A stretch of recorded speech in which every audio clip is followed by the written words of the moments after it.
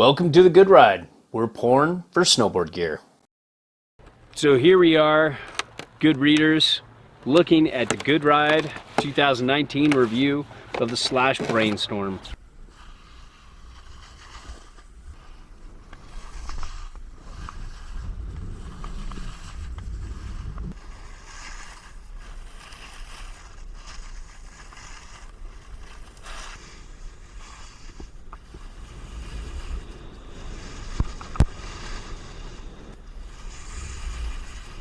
Been a little while. I haven't ridden this for a little while, but I paired it up with my Union Atlas. Love those bindings.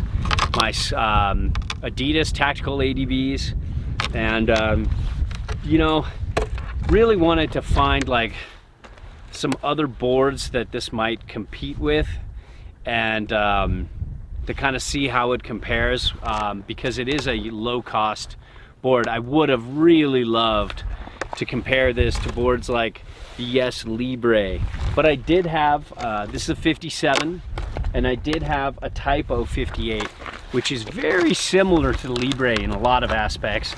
Some areas it isn't, but you know, I just really wanted to just at least compare it to something, and I didn't have anything else in that low-cost mountains freestyle favorite range, but this has been a favorite in the past and still is very recommendable now. It's got that kind of just do everything kind of style of ride that's great. You know, you can see it's got kind of like a little bit of a medium stiff flex, kind of on the medium stiff side of medium, and you would think that just by flexing it in the shop, that you would think on snow it wouldn't be very easy to butter. And yeah, it's no happy place, but man, it butters a lot better than you'd think. You just got a little camber between the feet, going to a lot of rocker, actually directional rocker. There's more rocker in the nose and the tail, which makes for a great great floater on powder days. And it's got a good setback on board. Check the On the Table review down below. And I think that's where it shines over a board like, let's say, the Yes Typo, because you don't have as much setback on board with the Typo that you do with the Brainstorm. The Brainstorm reminds me of a like less camber, more turny Mountain Twin or Ultra Mountain Twin. And I've ridden this in the past against the Mountain Twin, and I loved the quick turn initiation of this. I love the extra camber of the Mountain Twin, you know, over the Brainstorm. So you know, I would say the only thing I'd love to see, because it seems like they've added new materials, the board feels a little more dynamic, it feels a little more damp, it feels a little more like that modern fun kind of like that nice combination of rubbery and poppy that I really like. So that's really fun, but I did feel like this shorter, smaller camber between the feet kind of hurry you up through the turn, and you kind of had to keep it a little more between the feet, where, you know, like the Yes camber profile and the Jones camber profile, they all kind of came from like Rosignol years past, from one of the designers at Rosignol who went to Nidecker and kind of created this kind of camrock profile. I think it was based off like an 80s powder ski, if I remember the lecture from you know, a man from Rosignol years ago. A good man, by the way. But anyways,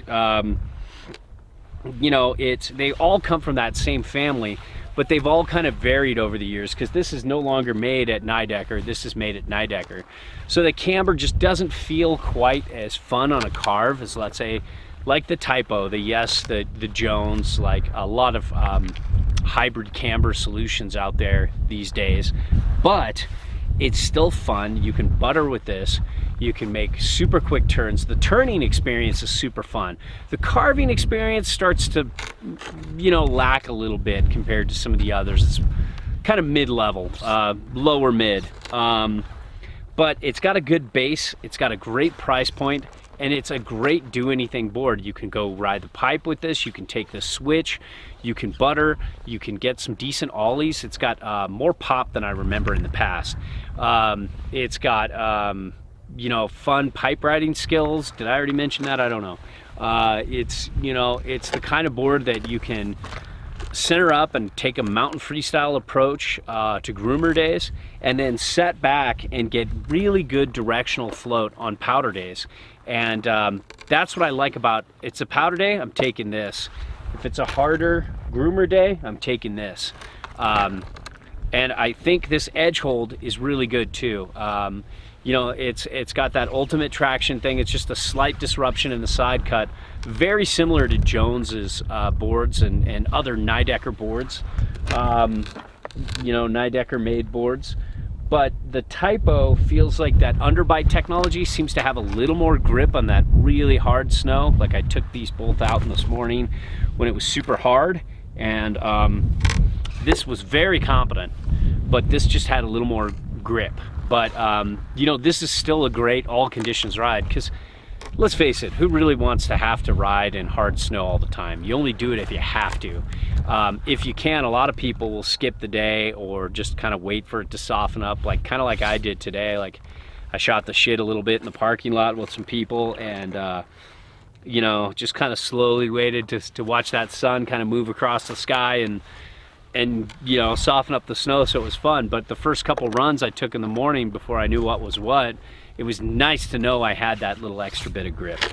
So, you know, there you have it, the Brainstorm. At this price point, it's very hard to beat. It's a very good board. It's well made. You know, it's come a long way. Years ago, Slash's boards used to be kind of iffy construction-wise. The construction seems pretty solid with all the Slash boards I've tried. I haven't noticed any glaring defects or anything like that, and they feel really well made. The base has good glide to it. It's a great entry-level all mountain board, and we mean by all mountain quiver of one. You can center it up, you can set it back. It's got great setback on board, even though it's only like, you know, 15 mil on side cut. You can get, I think, like 3 1/4, 3 inches, 3.5 inches, where, you know, this is only like 1.5 or 2, you know, so you're getting much further back on board, and you've got directional float. So it's a fun daily driver. It's a fun one board quiver, and I think a lot of people on a budget would be very happy with this. You know, the Typo in the same price point, or you know, boards like the Yes Libre. I think, you know, if I was looking at like another Rossi board that's very similar to this, the Templar. If I was looking at the Templar and this, I'd probably go this. Because I just like that, you know, I like that less edge hold because I ride in mainly good conditions. But if you're going in harder snow, then get the Templar. They have a very similar camber profile and very similar directional float and powder, and they're just nice kind of do everything kind of boards. So there you have it with a little, you know, just out of the head, a little low cost comparison. Voila.